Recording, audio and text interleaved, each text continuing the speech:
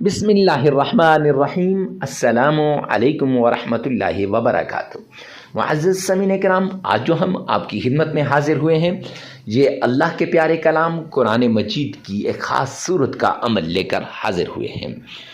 उसके साथ साथ अल्लाह सुब्हानहू व तआला के प्यारे नामों में से वो नाम जिसे इस्म आज़म कहा जाता है, जिसके ज़रिए से मुश्किलात हल होती हैं, तकलीफ़ें दूर होती हैं, कर्ज़ उतरते हैं, बे औलादों को मेरा रब औलाद देता है। मैं यूँ कहूँ तो गलत न होगा कि हर मुसीबत, हर तकलीफ़, हर परेशानी से निजात का अमल।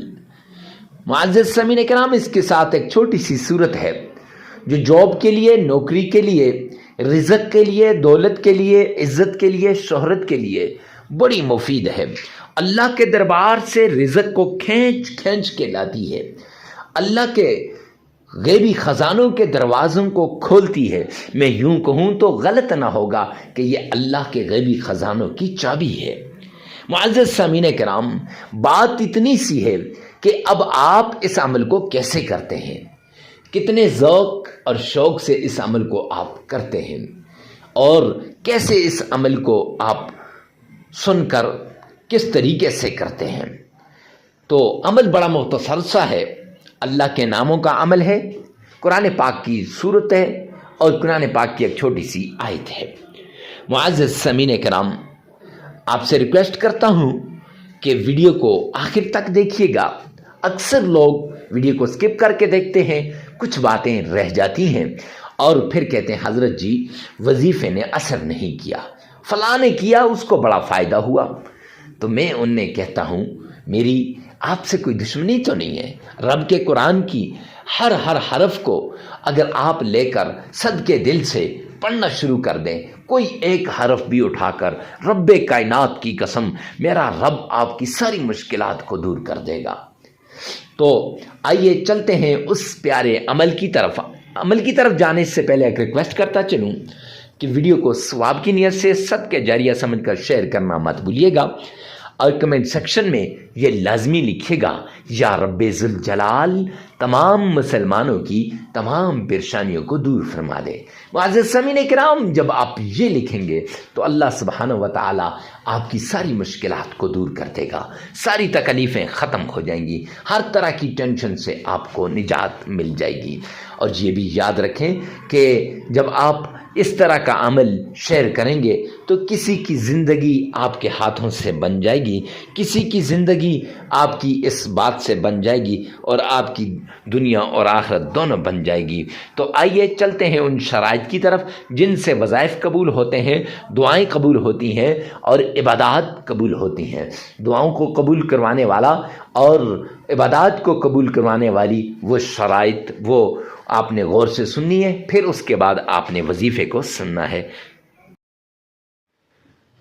शराइत में सबसे पहली शर्त, अल्लाह सुब्हानहू व तआला के हुजूर आपने हलाल कमाना है, हलाल खाना है, हलाल पहनना है।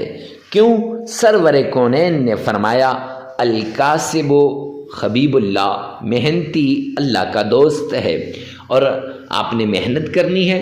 और दूसरी एक हदीस पाक में सरवरे कौनैन ने फरमाया, जो शख्स हराम का एक लुकमा खाता है तो 40 दिन तक उसकी कोई इबादत कबूल नहीं होती, ना नमाज कबूल होती है, ना उसकी और कोई इबादत कबूल होती है।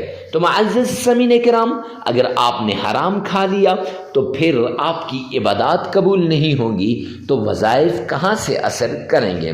तो वज़ाइफ के मुअस्सर होने के लिए पहली शर्त हलाल कमाना, हलाल खाना, हलाल पीना और हलाल पहनना है। तो इसलिए आपने पहली शर्त पर अमल करते हुए हलाल कमाना है, हलाल खाना है और हलाल पहनना है। दूसरी शर्त, आपने नमाज की पाबंदी करनी है। क्यों? अल्लाह का ऐलान है कुरान पाक के अंदर, वमन आरद अन ज़िक्री फ़इन्न लहू मईशतन ज़न्का, जो मेरे सामने झुकने से इराज करेगा, जो मेरी याद से गाफिल होगा, जो मुझे याद नहीं करेगा, قرآن کی تلاوت نہیں کرے گا، نماز نہیں پڑھے گا، فرمایا فَإِنَّ لَهُ مَعِيشَةً ضَنْكَا، میں اس کی معیشت کو تباہ و برباد کر کے رکھ دوں گا۔ تو جب اللہ کسی کی معیشت کو تباہ و برباد کر دیں تو کوئی ہے جو اس کی معیشت کو صحیح کر سکے؟ تو اس لیے معزز سامعین کرام، آپ نے یہ 5 نمازیں لازمی پڑھنی ہے۔ ہاں آگے پیچھے ہو جائیں تو خیر، لیکن وقت پہ پڑھنے کی کوشش کرنی چاہیے۔ تیسری شرط، آپ نے اکیلے میں، تنہائی میں، ایسی جگہ میں آپ نے عمل کرنا ہے جہاں کوئی آپ کو ڈسٹرب نہ کرے، ڈسٹربنگ کریٹ نہ کرے۔ کیوں؟ جب ڈسٹرب ہوں گے پھر وظیفے کی طرف دھیان نہیں رہے گا، جب دھیان نہیں رہے گا تو پھر معزز سامعین کرام کیسے وہ وظیفہ قبول ہوگا؟ لہٰذا وظیفہ کرتے وقت جس مشکل کے لیے، جس بیماری کے لیے، جس تکلیف کے لیے، جس چیز کے لیے آپ وظیفہ کر رہے ہیں، اس چیز کو، اس بیماری کو، اس مشکل کو، اس تکلیف کو آپ نے سامنے رکھنا ہے اور اس کو ذہن میں رکھ کر پھر آپ نے عمل کرنا ہے۔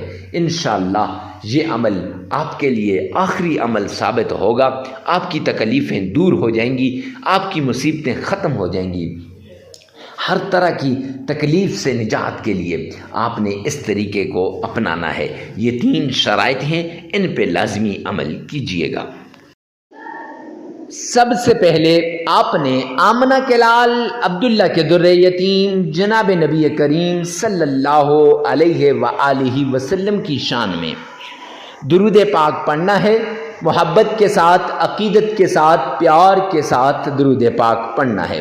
معزز سامعین کرام، یہ درود پاک آپ نے اس طریقے سے پڑھنا ہے کہ گویا آپ روضہ رسول کی جالیوں کے سامنے کھڑے ہیں، آمنہ کے لال کی جالیوں کے سامنے کھڑے ہیں، اور میرے پیارے آقا کا فرمان عالی شان ہے، جو شخص درود پاک پڑھتا ہے دنیا کے کسی کونے پر بھی وہ مجھ تک پہنچایا جاتا ہے، میرے سامنے پیش کیا جاتا ہے۔